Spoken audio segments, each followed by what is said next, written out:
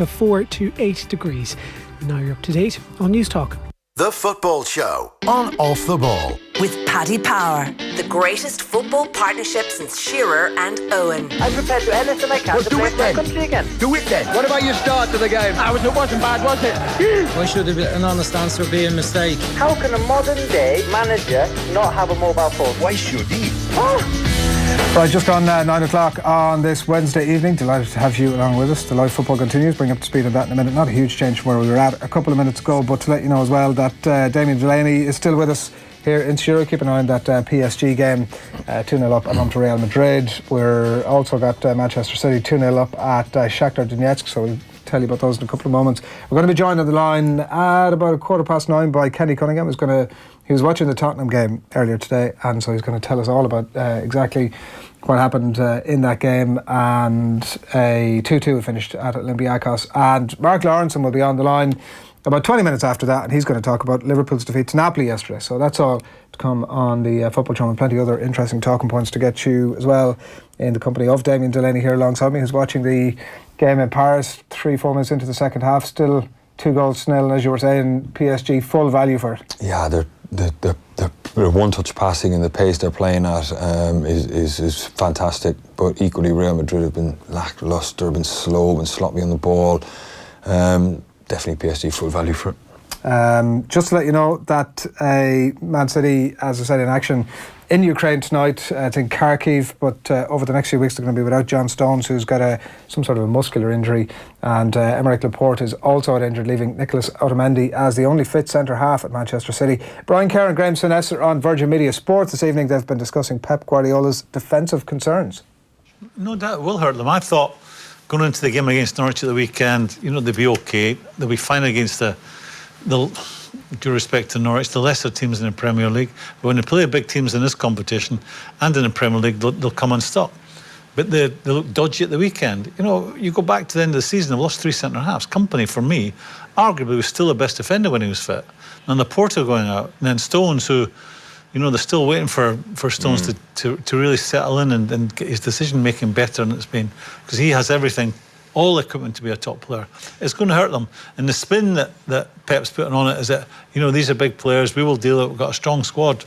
You're now down to the bone. So if Fernandinho doesn't do the business there, does a new signing, who's a big old lump, the midfield player at the bottom, Rodri come in and play there, because he's Fernandinho, I think, is the one he's talking about playing, but he used them there before. Yeah, but Brian, whatever combination they've used, whatever he combination they've used, when it's been the pair that played at the weekend, Otamendi and Stones, they've been the worst combination of any of the 4 combinations they used last year, and that's probably not going to get much better, that pairing. Stones out now.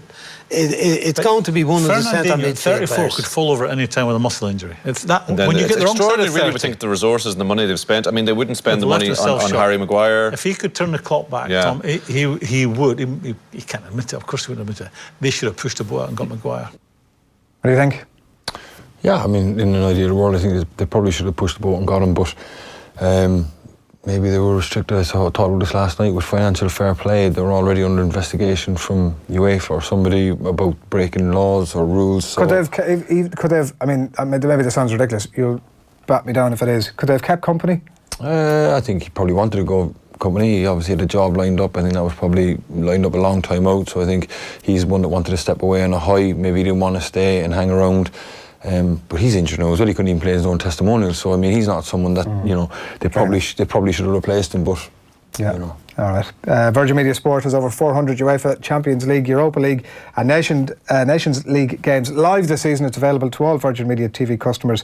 You can also download the TV Anywhere app. Check out the hashtag #WeFreeSport for much more details on that. So it's football all the way between now and 10 o'clock. So do keep your texts coming into us. If you have any questions, comments for Damien, do get them into us and we'll bring them to you over the next while, because it turns out that our guest this evening has a pretty wide-ranging range of interests. Where's this going? He says, stacking up the... So, Ronan on the show a little bit earlier today, I think it was Ronan, passed me the article from The Athletic An interesting read. Damien Delaney talks Boris, De Boer and an eclectic group of wrong'uns is the headline of this, and if that doesn't entice you in, nothing will. But yeah, there's a whole range of things that we might try and touch on over the course of the next hour, at least some of them over the course of the next hour. But one of the first ones was that the line here says, the journalist name I actually don't have, he played Gaelic football until he was 18 at a school where soccer was banned. Yeah. I went to. I thought that was something that died out in the 60s, 70s. I went to Cross Creasery in Cork, very GA orientated school, Gaelic football orientated school. It was fantastic. I thoroughly enjoyed my time there. But I remember we used to always ask for a soccer team, and we were always told, no, we don't play foreign sports in this school. Right. I don't think that was the kind of the actual view of the school. That was what they said to us. Yeah. But then we used to say, well, they did have a basketball team as well, so we couldn't understand that one. But they wouldn't let us have a soccer team. That's incredible. Yeah. Does that explain some? Because you obviously, as the article says, you maybe came to it a bit later than maybe some other players. That explains some of it. It came to the professional football. No. I mean, listen, I never really, I was a soccer all the way through, and I ended up I went to a Gaelic football school, and I basically played Gaelic football in school. That was it, and we were relatively successful. We won a Munster title there, and then on the back of that, I got drafted into the Cork Minors about a week before the championship. When the soccer season was finished, and I ended up playing minor football for Cork for a summer. Until the soccer season started up again the following August. But we used to actually, so when we made it to our Ireland semi-final, it was in August, and I just signed up for the Force course in Cork. Right. So I had to go, I was doing the Force course training twice a day, and then getting the bus down to Cork Minor Training Park, Ring in Cork. So I was doing about 3 sessions a day, and I remember that a couple of people in the Cork Minor said they weren't too happy that I was coming from soccer training to GEA. But that only lasts for 2 or 3 weeks. I think the All-Ireland semi-final was middle of August at some point, whatever. So it wasn't that long a time, so I just kind of got my head down and got through it. And then we got knocked out in that season. That was my Gaelic football career. Who were you playing with? Was there anybody on it who went on, or what year was it? In the Cork Minor team? Yeah. Oh yeah, geez, there was loads. Hurlers actually. Tom Kenny was on it. Right. Ronan Curran was on it. Right. Niall McCarthy, they all went on, won all those All-Irelands with the hurlers. Norley O'Leary was part of it, who played football for Cork. There's probably a couple more that I'm leaving out now, to be honest with you. That was a bit spiky. Yeah, who's that, Norley? Oh yeah, God almighty. I mean, he's cut from different cut from a different cloth, him, honestly. I mean, they build him different. I think he's down Kilnamartyr or somewhere in Cork. He was definitely raised a little bit different down there, But great fella, Norley. He actually came to visit me in London not so long ago, came to a game, and he still has that look in his eye where you're not sure. Something going on.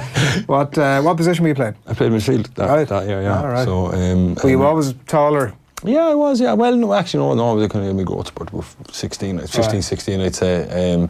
And Mayo beat us in the All-Ireland semi-final. Right. That Mayo are great at winning All-Ireland semi-finals. Well, the finals, not so much. That's true. One of the other things that jumped at me here, it said just about your retirement and that kind of thing, and it says, so, the journalist says to you, so is coaching a plan for the future? No. Okay then, next question. He writes, why not coaching?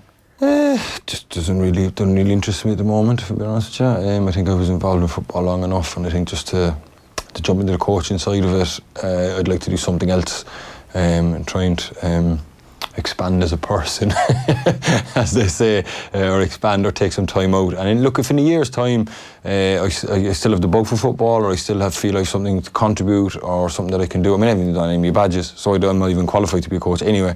So at some point I will try and do them, but it's not high on my list of things to do at the moment. And like I said, I just want to take some time out, let the dust settle, because when you're doing something like for 19, 20 years, it mentally takes its toll on you. And I think if you jump straight into something, you never really get a chance to take a step back. So that's kind of my initial plan at the minute. But you never know, maybe I will do my badges, maybe one day I will end up being a coach, and I don't know though. Well, you always think of that, because there's so much now with professional sport where you see that they have systems in place, whether it's the unions, bodies within sport that will sort of communicate and reach out, I suppose, to teams to say, listen, you need to be thinking about what happens after retirement, and there's this, whatever the stat is, about professional footballers who a short number of years after retirement, a huge percentage of them are flat broke or have lost a lot of the money, whatever. So they're trying to do much more on that to obviously lead players into some sort of a career path after that. Yeah. It's a very long-winded way of asking you if you were if you were always of the mindset that you were in when you retired, as you were going through your playing days, or were you thinking about it at all? I'd never been interested in coaching. I didn't really, to be honest. Right. You know, I mean, listen, it's something you need to develop if you want to be a manager, definitely, and probably a coach as well. That you can't just tell people to do something. You have to figure out a way to tell them that they believe you and they believe in you. You know, and I just don't really have the patience for that at the moment. To be honest, you have to be kind of manoeuvring people and going into the whole psychological side of it. And you know, I at the moment, and I know this is wrong, I'm not saying I'm right, but I just want to say, can you do that please? And then I kind of expect someone to do it, and I don't really want to break it down or whatever. You know, I think that you need to be good at that as a coach. That's not a bad thing, by the way, but that just doesn't interest me at the moment. It's too much effort, really, for what I perceive to be a little reward at the very start, because you kind of have to start all over again, you know. Yeah, it's fair enough. There's a natural next step after that, so I'm going to come back to that in a little bit, just to talk to you about because you mentioned about the managerial styles and that, about the managers that you enjoy playing under, and then certainly the one that's mentioned in the article that was much less enjoyable, so we'll maybe come to that in a little bit, and some of your other interests outside of football as well. But an interesting piece in The Athletic. Do check it out if you can. The latest in the football, we're just coming up on an hour played in Paris, and it is still 2-0 to PSG against Real Madrid. And as we mentioned, it's PSG side without some of their top attacking players as well, so that's the state of play there. 56 minutes gone in Kharkiv, where it's still City 2, Shakhtar Donetsk 0, Gundogan and Mahrez with the goals a little bit earlier. Tottenham, big chance here for 3-0, and he's just dinked it over the bar. Talk us through that one. High press from PSG, nicked it off. I think it was, I'm going to say Casemiro, I'm not sure, and Verratti just slipped in Di Maria, and he just dinked it way too high, and it went straight over the bar. Are you surprised at how easy it is? That you've mentioned about how laboured and like old looking, I think that Real Madrid they've been pretty average, and I think 2 wins from their first 4 games in the league as well. Are you surprised at how leggy they look? No, I think it's hard. You know, those guys have operated at a level that's been huge for the last 5 years, and you can only stay at that level for so long mentally, you know, to have that hunger. And when you win 3 in a row, I mean, winning 1 is hard enough. They won 3 in a row. Some of them have 4 Champions Leagues, and it's difficult, you know. And then you take Cristiano Ronaldo out of the team, the kind of the main man. I mean, Alex Ferguson was always very good at rebuilding teams, you know, taking out big players. I just think, you know, Hazard coming in, is it enough to kind of stem the bleeding? I'm not sure. Courtois doesn't look to having the best of times. Keylor Navas is playing there for PSG. I don't know, they just seem to have gotten a little bit of a muddle, but Real Madrid, being Real Madrid, will probably go and fix it next transfer window. But there's definitely 2 or 3 there that have lost the drive. They don't seem to play with the same intensity that they have been playing with. Kroos looked leggy.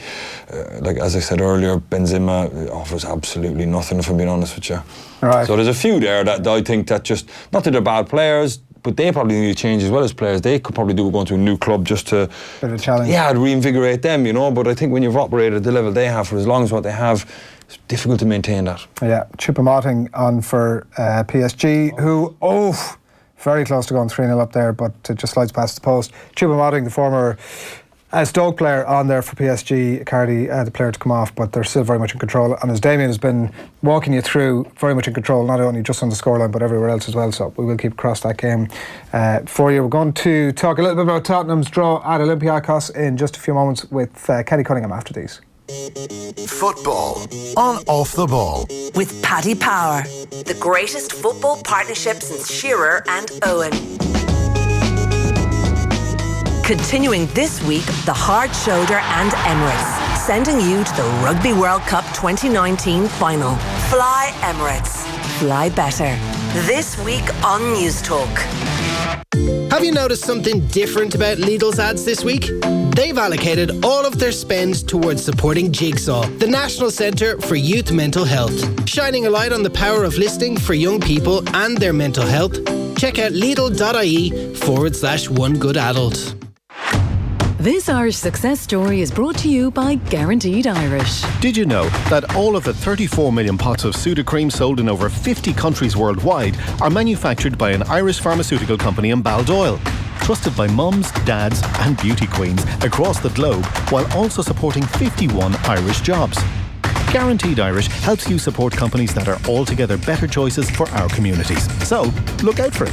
GuaranteedIrish.ie. Altogether better. Are you looking for a new used car? Look no further. At carnext.com, we select only high-quality used cars, younger than 5 years old, selected and perfected. So you can enjoy any car, anytime, anywhere. At carnext.com. That's the sound of Emma cooking up a storm with her new Zanussi oven and hob pack that she got in Harvey Norman. She bought it at the great price of €429, saving her €25. Emma's Zanussi oven and hob pack was delivered and installed using Harvey Norman's great installation service, and her old appliances were taken away free of charge. Don't forget, at Harvey Norman we'll match all competitors' prices on home appliances, so why shop anywhere else? No! Let's talk about your retirement number, not the age you'll retire. Let's talk about the number that will give you real financial confidence. At Davy, we know that everyone's number is different. It's personal to you. That's why we don't do one-size-fits-all pension plans. In fact, we take a personal approach to all our financial life planning and investment services. To help you find your retirement number and then make it work, call us today or search Davy Retirement. Davy, it's not just business, it's personal. J&E Davy, trading as Davy, is regulated by the Central Bank of Ireland. We take our responsibilities personally. FBD Hotels and Resorts present our newest edition, The Heritage, the perfect location for your next conference or event. Situated between Kildare Village, the Curragh and Portlaoise, it's easily accessible from just about everywhere. Less than an hour from Dublin, just off the M7 motorway at Junction 15. Make an inquiry today and learn about our exciting recent refurbishment. The Heritage, your own kind of perfect. Discover more at theheritage.com. At Pat McDonald Paints, we want you to achieve more, so we offer more. Free expert advice on all our products, finishes and colours. We care more, so we offer free delivery to your door. And at Pat McDonald Paints, we have more, like €10 off 2.5 litre Dulux Vinyl Matte, Soft Sheen and Easy Care colours, and €20 off 5 litres. Our price promise also means you don't pay extra. If you want to achieve more, talk to our experts in store. Pat McDonald Paints. Have a great evening with itsforwomen.ie. Don't live your life on hold. Get a quote now at itsforwomen.ie and see why we're trusted by over 130,000 women in Ireland. Off the ball. This is News Talk. All right, welcome back to the Football Show. Adrian here and Damien Delaney with you as well this evening. Keep your texts, tweets, all that stuff coming into us, and we'll bring them to you before 10 o'clock. We are keeping an eye on the football this evening. The scores have remained much as they were. Kenny Cunningham joins us on the line. Evening to you, Kenny. Evening, lads. 2-0, the game you're looking at? That's right, you're right there. Good show, yeah. Matuidi just got the second Juventus goal. Really two really good goals. Well created goals, actually. First one, classic counter attack from the edge of their own penalty box. Brilliant finish from Cuadrado off his left foot, and then Matuidi just driving into the box from a central position. I think it was just a float across from Sandro into a central area and just a bullet header into the back of the net. So two actually top quality goals from I thought that Cuadrado goal, looking at it, Kenny, very little between the two teams, but just two goals of high quality, obviously separating them at the moment. Looking at that Cuadrado goal, as we've just been doing it the last couple of moments, I'm surprised you were calling it a great goal. Was it not they seem to be well set defensively? Well, from attacking point, you can always pick apart the goal. There's never been a goal scored that couldn't have been defended better. I'd argue that, Kenny. Atletico must have got about half a dozen players back to the edge of their box. I think that was the problem really when Higuain got the ball in the edge of the penalty box. They so many men recovered. They probably obviously felt they were secure. And even when he switched to Cuadrado, didn't seem to be a huge amount of danger. Actually, Atletico got two players over there, the young full-back, and there was a covering defender as well, and probably thought they'd snuffed out the danger, but just didn't get close enough into his face to get the block. It was a brilliant curling finish from Cuadrado. Damien scored a few of them in training over the years, I'm sure. Off that one on the left foot of his. I know. When you said there's not a goal you couldn't pick apart. I know I've often said that was undefendable and just kind of washed my hands of it. Just contradicted you. Sorry, Gaffer. I mean, listen, did you not see that? It's not much you could do. Talk to us about the Spurs game. Kenny, you were watching a bit earlier on today. 2-2 at Olympiakos. They go 2-0 up and then obviously cough it up. Harry Kane for the penalty spot and then Lucas Moura and then a penalty just into the second half that levelled it out for Olympiakos, and that's how it finished. I just caught a small bit of the TV analysis of it. Rio Ferdinand, we were discussing a bit earlier on, it might have been a bit of a throwaway comment, but Spursy was how he described it. Yeah, it was a bit of a lazy one. I think, Gary Lineker threw it at him. I'd only say Spursy of late, though. I mean, if you think of Spurs under Pochettino age in the last couple of years, they've been anything but flaky, really. You know what I mean? They've been pretty well drilled, solid. They're almost kind of battle hardened, probably up until you suggest maybe the start of this season. They've been a little bit flaky out of traps this season. You think back to the Arsenal game, obviously giving up the 2-goal lead. So people will obviously make obvious comparisons tonight to that. And you're right. I mean, they were comfortable at 2, and they probably didn't deserve it, to be honest with you. You know, hadn't played particularly well, but found themselves 2 goals to 0 up, but just gave away a poorish goal, the first goal which let Olympiakos back in. Initially you'd look and you think, oh, Ben Davies has got done in a 1v1 situation there, but for me the problem was Vertonghen. When the young Portuguese winner lent the ball on the inside, Vertonghen, instead of going tight to his man and preventing him playing the ball back to him, or worst case actually dropping into the space to cover the run, he didn't either. He kind of got Damien Delaney, he got into the half position, not really threatening the ball and not covering the space, and he kind of hung Ben Davies me out to dry a little bit. So when the ball was played back to the Portuguese winger, he just too much speed for Ben Davies, and he great finish, smashed the ball into the corner of the net. But it was poor defending for me from Vertonghen, such an experienced defender.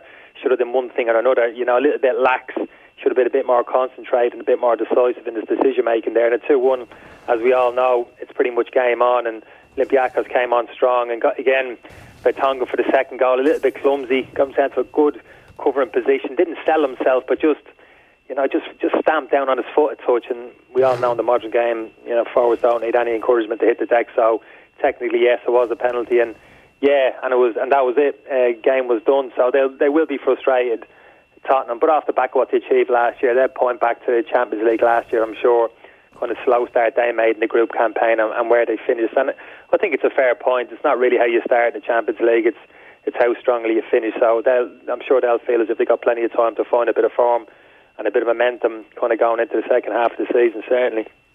Yeah, listen, I mean, from 2-0 up, you're right, they'll be a little bit annoyed they didn't take the 3 points, Kenny, but like, Olympiakos are no joke. They're a good side, tough atmosphere, you know, tough place to go, and I think all in all, when the dust settles, I think you'd look at it as a point gained, really.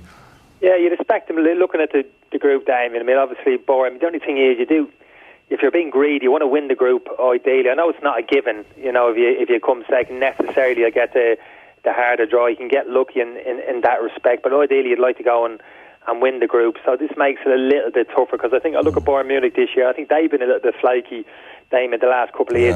They've been an aging side the last few years, not at the level they've been previously, but they've done a little bit of surgery over the last kind of 12 months. And if you look at their team now, it's lower age across the squad. They've strengthened in key areas at centre half and across the defensive line there. Hernandez has come in for big money there.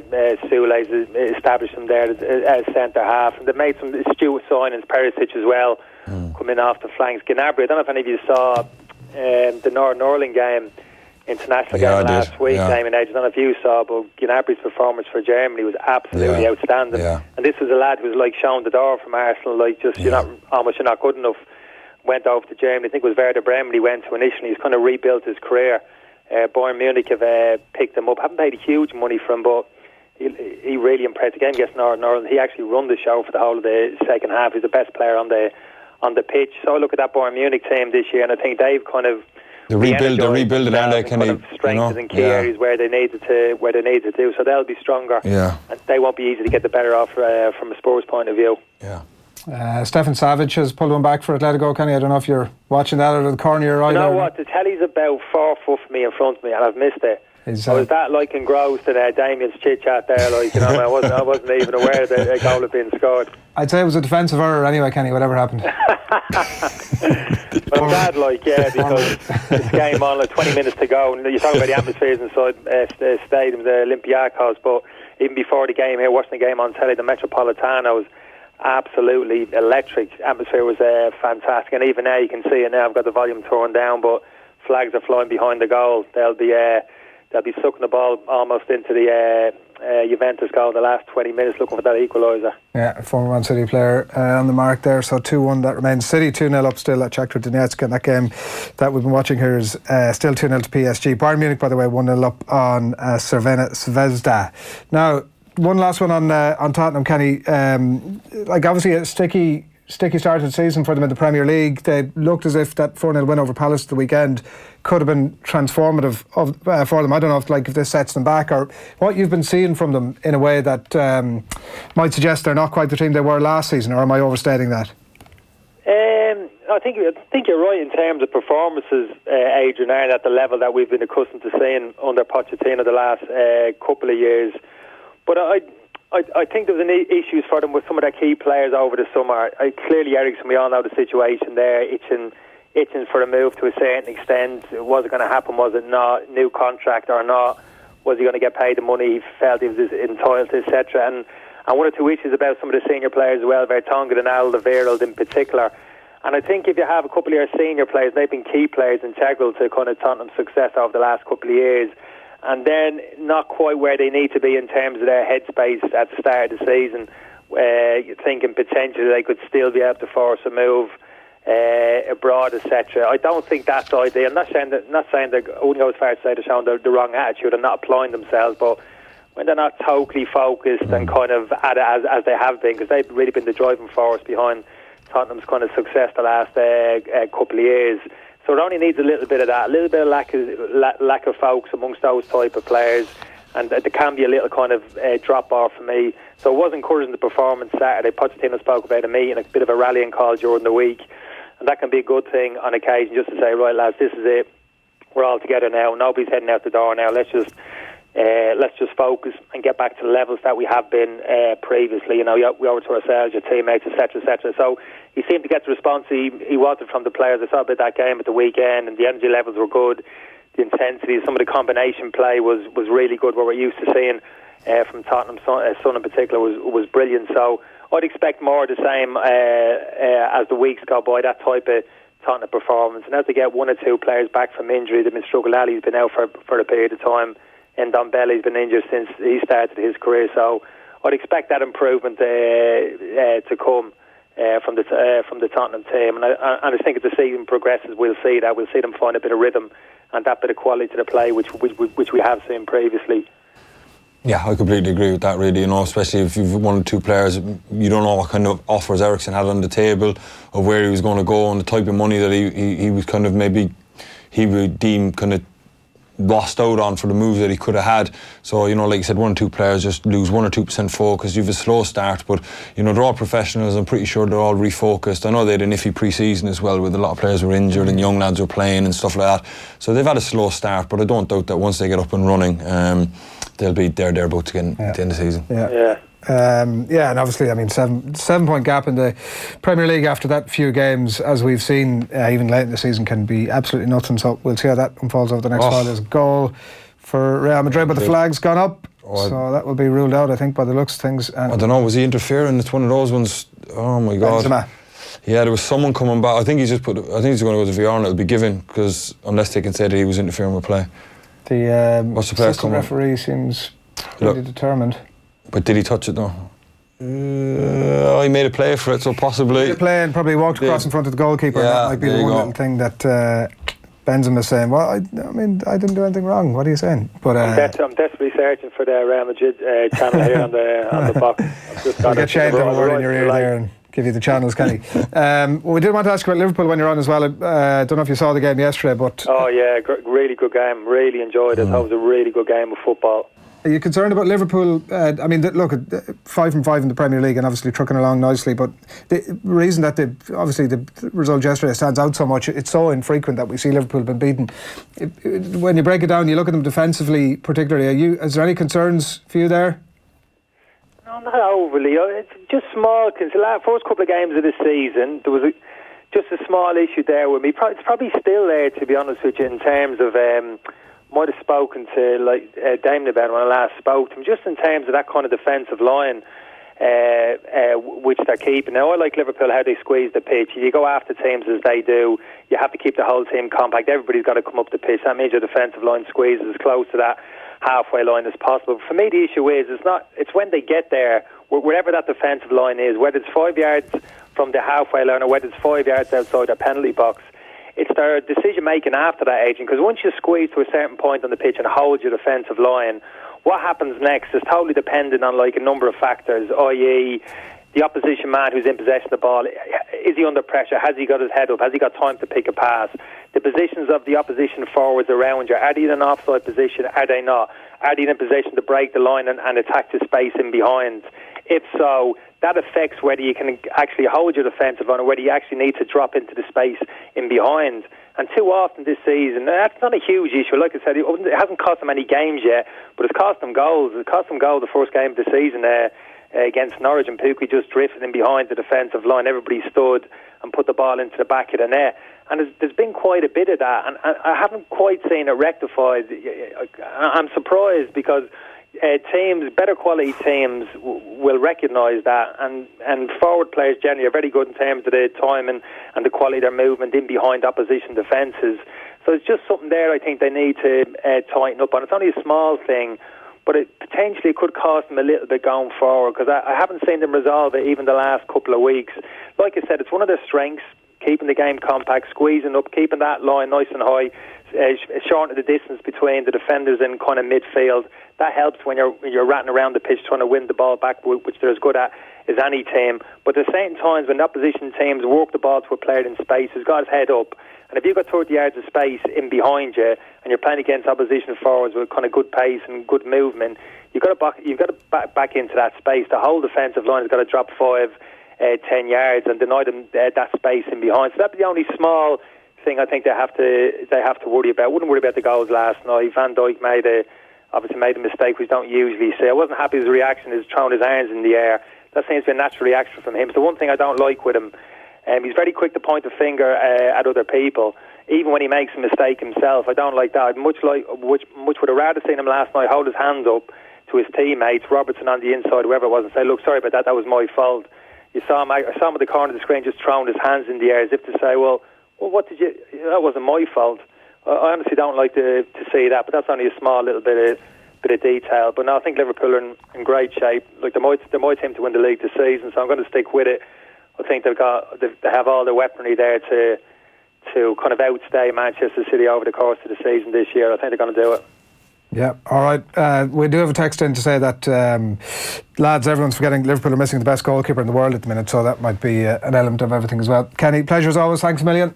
Nice one, lads. Thanks, Kenny. Take care. Cheers. Thanks for that.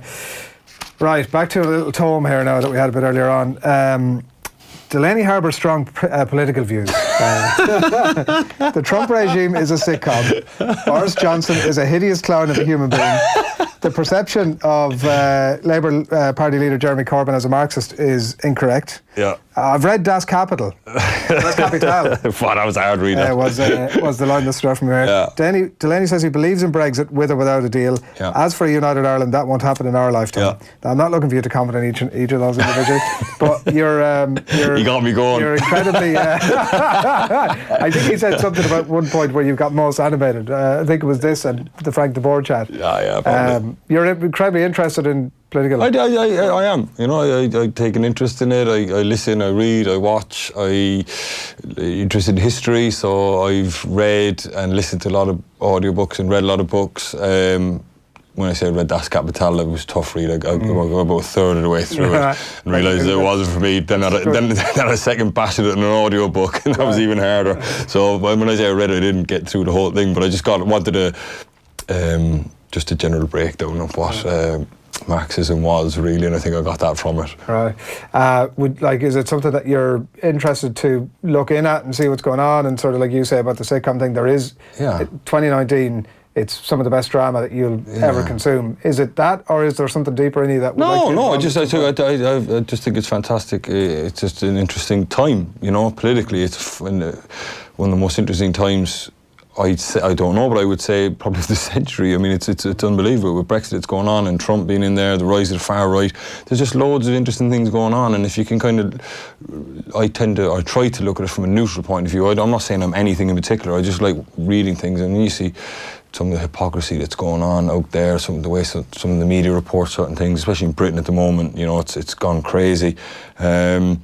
It's just an interesting time, and I take an interest in it. Like, I'm not taking sides. I wouldn't class I'd probably class myself as a socialist, really, but I wouldn't really say that I'm aligned to anybody. But it's just an interesting time. Yeah, we do, as Irish people, have an incredible context on the world of geopolitics, because we're not central to anything really, and we've also been shat upon for a number of years from various regimes, and it gives you good context and perception of what's going on elsewhere in a way that sometimes I'm not sure, and I might be mistaken, but I'm not sure that people who are actually living within those who are having to live through all that stuff, like the people that are living in Britain at the minute, or people that are living in the US, it's difficult to stand back and have that context on it in a way that I think Irish people probably have that capacity. Yeah, I just think you're force-fed a lot of stuff now, especially in America and Britain. I think, the theme I'm getting from people I speak to, everyone's just sick of it now. They just want to get up and get it over and done with. Just pick one way, or pick any way, it doesn't matter, deal or no deal, or United Ireland, or give it back, whatever you want, just pick one. And I think the Americans then have just kind of thrown the towel in as well. I mean, it's just crazy, some of the stuff that's going on over there. And that's interesting to watch from our point of view, because we're definitely not a part of that. I know Brexit will impact us as well, but it's interesting times, and that's all I'm kind of doing at the minute, As somebody who also obviously lived in Britain for a number of years, you're entitled to have an opinion on it. How's Brexit? How's it all going to end up? How long have we got? Well, no, I don't know. I mean, my own personal feeling is that it won't happen. Really? I don't know. I'm not. Listen. I'm saying that's that's where I'm leaning. I'm not saying that I'm sure it's going to happen, but I think they're going to get another extension, kick the can down the road, and then until everyone goes, look, can we just leave it alone now? And everyone goes, yeah, grand. We'll just kind of slip back in unnoticed. Or maybe the other thing was probably it'll be Theresa May's original deal, just dressed up in a different way, and Boris Johnson will present it as his own baby, and he's done great for Britain and all that, and he'll spin that brilliantly. I think it's either one of those two ways, really. I don't see no deal happening, but then again, I might be wrong. Again, this is my own opinion. I could be way off there. Yeah. I think it's gone on so long now that I'm not 100% sure. I think at one point I was on it's just not going to happen, and at some point everyone's going to walk away from the table and say, listen, this was just a really bad idea, let's put it back in the box and carry on. But I don't know, it's gone on so long now, we'll see. Right, a reminder that tomorrow we're going to have Shane Duffy on the show. He's done an in-depth interview with Nathan. They don't mention Brexit, I understand, but they do talk about things like his career and the near-fatal injury that he suffered in 2011 when he lost 6 units of blood during a training match with the Republic of Ireland. And Shane is helping to highlight the Irish Blood Transfusion Service's latest drive for donations. 1 in 4 of us will need a transfusion at some point. You can get involved or find out more information at giveblood.ie, or by following the hashtags Everyone Counts and also hashtag GiveBlood. So stay with us for that. That's coming up on the show tomorrow with Nathan. So the latest scores around the Champions League, the games that are ongoing. Manchester City have now gone 3-0 up at Shakhtar Donetsk. Gabriel Jesus with the latest goal there with about 15 minutes to go, or slightly under that. Bayern Munich 2-0 up now at Cervena Zvezda. It's Robert Lewandowski with the latest goal there for Bayern Munich. PSG still 2-0 up at Real Madrid, and it's sort of cruising to a finish there. So you wouldn't be in the slightest bit surprised to see it wound up at 2-0. That is the very latest with Mark Lawrenson and Liverpool yesterday after these. Off the ball on News Talk. Joe loves doubles. Joe has a double barrel surname. He goes double Dutch on double dates, and on those dates he wears double denim. Joe sleeps with a double down duvet by a double glazed window, and he has 2 fancy cars which he stores in his double garage. So Joe did a double take when we told him that we've launched a double quarter pounder with cheese. Double lovers, get ready. The new McDonald's double quarter pounder with cheese is here. But only until the 24th of September, so get there on the double. International football is more exciting than ever. Remember that first time on the terraces, where it all began. The heroes, the villains, the highs, the lows. All the while, you were learning. Now use that knowledge on Football Index. Join tens of thousands of fans trading the world's top players. Football Index. The game changed. App available. 18+. Terms and conditions apply. Gamble responsibly. You hear that? That's time going by. Time you've probably spent worrying about the future for your business. But did you know you still have time to get an internationally recognized seal of approval for your company? NSAI can help put your business at a more competitive advantage that could increase your market share, create a better overall perception of your company, and build higher demand for your product. Visit nsai.ie to get your business on track to internationally recognized certification today. If you are concerned about any symptoms that might suggest bowel or stomach problems, or if you have a family history, talk to your GP about a direct referral to the internationally accredited endoscopy unit at the Bon Secours Hospital, Dublin. And before you know it, you'll be in the expert hands of the most renowned specialists in this field. To find out more about the direct access endoscopy unit at the Bon Secours Hospital, Dublin, visit bonsecours.ie/Dublin. Bon Secours. Advanced medicine, exceptional care. I'll place a full history check on black. I'll put genuine parts on red. I'm betting roadside assistance on green. Buying a used Audi from an unauthorized dealer can be a gamble. But at Audi Approved Plus, all our used models come with a comprehensive warranty, free roadside assistance and more. Don't leave it down to luck. Test drive yours at your local Audi dealer today. Terms and conditions apply. Visit audi.ie. Is your business Brexit ready? If you own a business, there are practical steps you can take now to minimise disruption and costs and to manage upcoming changes. To help you prepare, the government has published a Getting Your Business Brexit Ready booklet. You can download your copy and find further information that will help prepare your business ahead of Brexit by visiting gov.ie/Brexit. An initiative of the Government of Ireland. Assistant, I have my eye on the future. Where should I study computing? Griffith College. Get with the programme. See what you did there. Fit Flex Future. Visit griffith.ie. Off the ball. This is News Talk.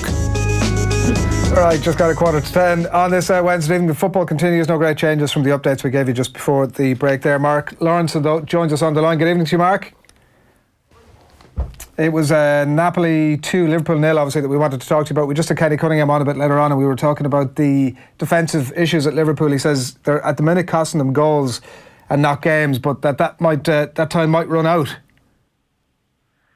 Possibly. But, you know, I mean, obviously, I thought the game itself last night could have gone either way. I understand what you're saying, but I think that's only because last year they were absolutely unbelievable defensively. And I think also, you know, if we cross again to the Premier League, that City look like they're going to have major defensive problems, as we know, Stones out, Laporte out, etc. So I don't see it being a great worry from Liverpool's point of view. Won every single game in the league. And as I say, could easily have got a draw, if not a win last night. And if you look at the group, who's the other two teams? Genk and Salzburg. I think Liverpool will walk through this league eventually. Liverpool and Napoli, to be honest with you. Right. In terms of the PSG, by the way, have gone 3-0 up at Real Madrid. That's the latest score there. So that's home and holds into added time there at the end of that game. In terms of the whatever defensive frailties, and I might be overstating with that, just individual errors, Mark, as far as you're concerned, rather than any great systematic issue? Yeah, the system's not changed. Obviously, Alisson's not there. He really does have an imposing presence. Adrian has done quite well so far, to be honest. I think he's made a mistake at Southampton. And I think it's a little bit, you know, you come back at the start of a new season, obviously they were European champions last year. Maybe one or two aren't quite on it at 100%. Damien will know, you know, exactly what that's like. You have really good results, and then sometimes you think, well, we just turn up and we'll beat the opposition, but that doesn't necessarily happen all the time, and that's probably the beauty of football. So, no, I don't see it being a great problem. You know, choice of centre-back, choice of full-back, apart from the left-back, that is a worry. Yeah, Mark, I definitely tend to agree with you there. You know, I watched the game last night. It wasn't... Liverpool weren't terrible. You know, they Napoli just got involved in a swinging match with them, and Liverpool just couldn't land that killer punch and get the goal. I think if they got the goal, they would have went on to win the game. And Napoli landed their punches first. You can say it wasn't an ideal performance, but I think Liverpool probably would have played a lot worse in Europe, especially last year, and probably got results. So it wasn't a terrible performance, and I don't think Klopp will be too worried.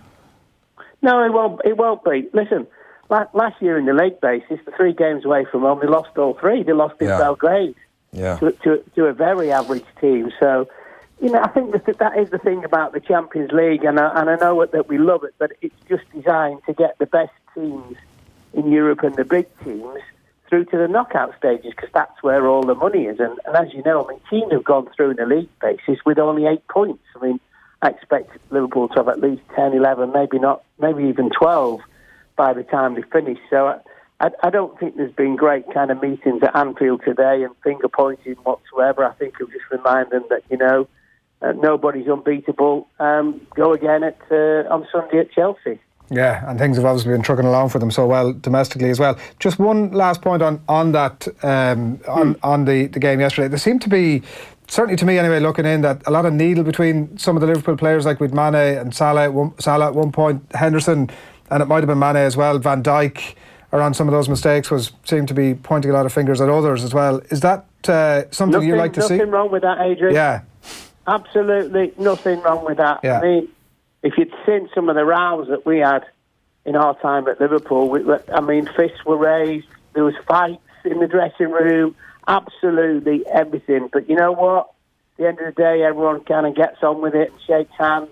Look, if you've got 20-odd people in the squad, you're not all going to get on, but I think as long as everyone's pulling the same way. Look, the problem is now that, it's very, very difficult to do all the finger pointing and all that kind of thing, because the mass media pick up on it. Oh, he's fallen out with him, and it just happens in the spur of the moment. And the thing with Mane and Salah is, basically, Mane wanted to score and wanted to pass when Salah wanted to score.